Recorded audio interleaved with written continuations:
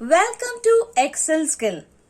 Today we learn the shortcut of to get the data of the required columns. Here I have the data set of long detailed report. Now I want or your boss wants only the invoice number or the late fee particularly.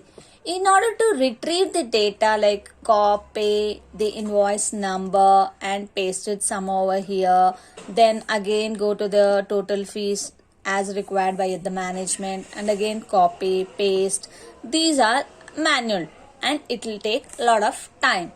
Instead, we can use the function called choosecols. With the usage of this function, we can retrieve the data within the fraction of seconds, and this will also improve your productivity. So now let us start. That is, give equals choosecols. Cols is a short form for the columns. Open the parenthesis. Now choose the table of array or your data set and give comma. Now the requirement of the columns which you need to retrieve is that 1 or give 6 or 5 or anything.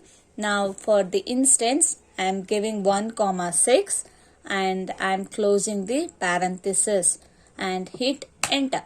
You got the data of the invoice number and the total late fees.